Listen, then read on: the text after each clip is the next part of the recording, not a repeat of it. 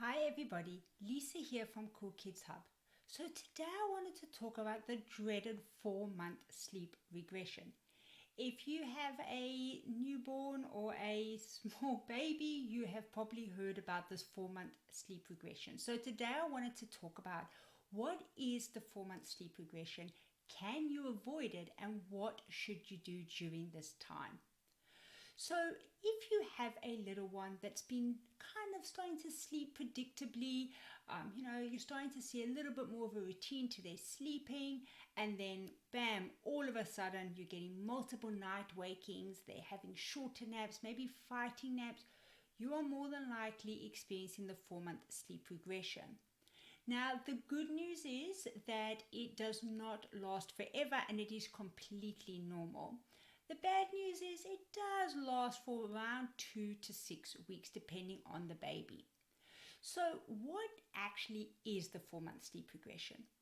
Well, this is not so much as a regression, but you need to think of it more as a progression because it's actually a completely normal developmental stage for your baby.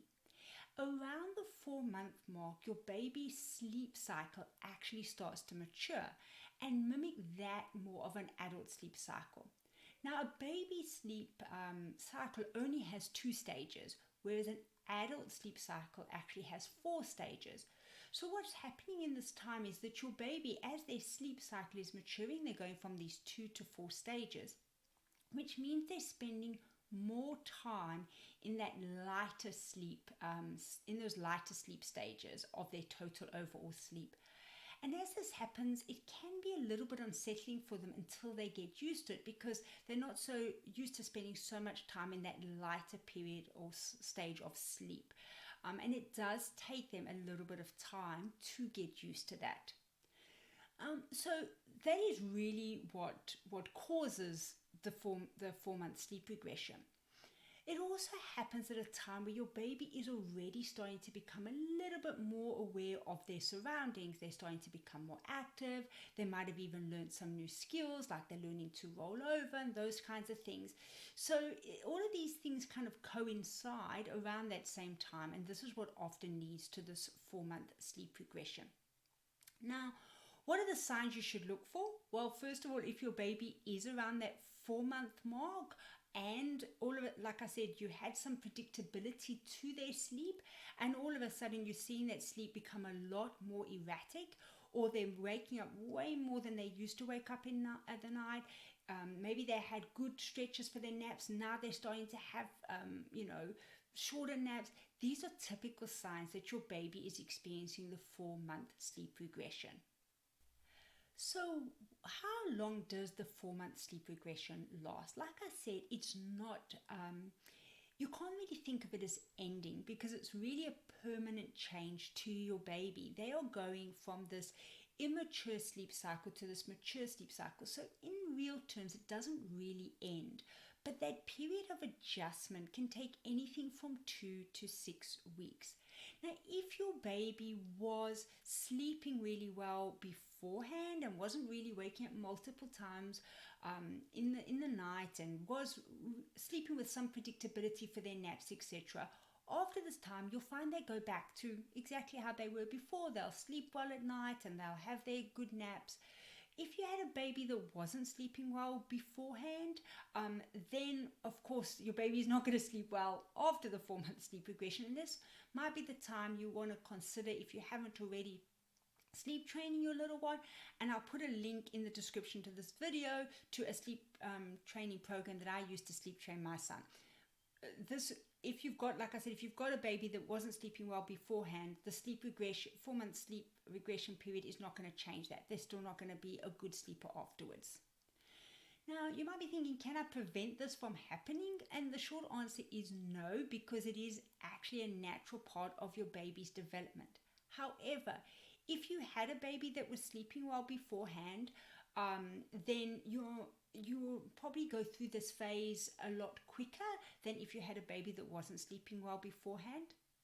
Now, if you happen to be watching this video and your baby hasn't hit the 4-month sleep regression mark yet and you're thinking, what can I do to prevent it? Like I said, you can't, but there are some things that you can do to help make that transition a little bit quicker. The first thing is get rid of sleep props. So if your baby currently has a sleep prop, or is dependent on a prop to go to sleep, whether that be that they have a pacifier or dummy, maybe they're getting fed to sleep, they're getting rocked or shushed or patted to sleep, now would be the time, if you haven't quite hit that 4-month mark, is to start to get rid of those sleep props. This will make that transition go so much quicker. The other thing you can do is always make sure you're putting your baby down for sleep, especially bedtime, in the same place every single night. It would also be ideal for naps, but that's obviously not always practical, especially if you have other children and busy lives. There might be times where your baby has to sleep in some other place, but if you can, put them down for their naps and their bedtime in the same place every single day. The other thing you can do is establish a bedtime routine. If you don't already have a bedtime routine, and like I said, your little one isn't yet 4 months, and you want to make sure that you go through this regression quite easily, then set a bedtime routine. Bedtime routines should be predictable, they don't have to be complicated, and they really need to follow the same pattern every single night. So that might be that, you have a bath, maybe you give your little one a little baby massage, you get them ready for bed, and then you might read a book together or sing a lullaby, and then you put them into bed, and you do a shortened version of that for your naps. You just wouldn't have the bath, but you could still have a lullaby and dim the room and put them down for their nap. I'll also put a link for a free bedtime routine in the description of the video. And then the other thing you want to do is start to create, if you haven't already, those ideal sleep environments.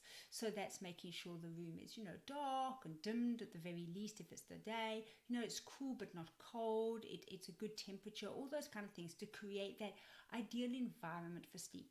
Now, like I said, if you are watching this before your little one's 4 months, you can start to do these things. It's just going to help this 4-month sleep regression. Now, if you are in the middle of sleep regression, you're thinking, what can I do? Then these are some of the things that you can do. First of all is stick to your bedtime routine. Yes, it is difficult because they're fighting sleep and all these kinds of things, maybe they've slept less during the day, but stick to your actual routine. So if you had this routine in place beforehand, don't go and change it now just because they're going through the sleep regression. You're just going to create habits that then later is hard to break. The second thing is don't let your baby get overtired. Now, this is easier said than done because they might be sleeping less in the night typically. So you might have them a little bit more cranky. Try and make up for any lost sleep potentially that they've had at night in the day by putting them down for an extra nap if you have to, and just making sure they get sufficient sleep so they're not too tired and become overtired. Stick to your normal nighttime waking routine. So if your little one now currently still wakes a couple of times in the night, do what you would normally do. So if you would normally go into them and pat them or shush them, then obviously you still continue to do this. Now is not the time to try and change things. If you were already going in and, like I said, rocking them or shushing them or patting them when they woke in the night, then continue to do that during this period. The one word of caution is don't give them any additional feedings. Let's say right now your baby is still waking 2-3 times in the night for food and you're feeding them. And now because of the sleep regression, maybe they're waking up 5 or 6 times in the night. Don't give them additional feedings. Just try and get them back to sleep using other methods and only feed them the number of times you would have fed them normally.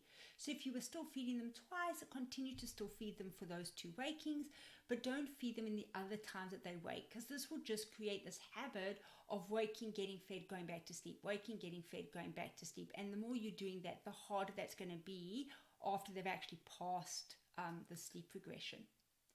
And the final thing is take care of yourself. In this time, they are waking up more times. Obviously, it's very tiring on you. Just make sure that you're leaning on your friends and your family where you can, maybe to those times where you don't have to feed, that someone else can actually go to them and settle them. This way, you're not becoming overtired yourself. And that really is how to cope with the 4-month sleep regression. Like I said, this is a completely normal development for your baby, and every baby goes through it. How quickly they go through it will depend on how well they were sleeping beforehand and how much of a routine they were. And like I said, some babies can go through it and you've barely noticed. It's, a few nights of maybe different, a few more wakings, but it goes probably quickly. And for other babies, they do take up to 6 weeks. But it does come to an end because it's a natural development. So as their body settles into this new sleep cycles that they have, these new sleep stages, it's more like an adult sleep, then they will settle back down again. But like I said, they will settle back to how they used to be. So if they were still always waking twice in the night, that's what they're going to continue to do. And so I hope this has helped you to survive the 4-month sleep regression. And like I said, I'll put the links to both the bedtime routine as well as some other articles and videos that I think will be helpful, and to the free bedtime routine if you don't currently have one. All right, that's it for now. Bye.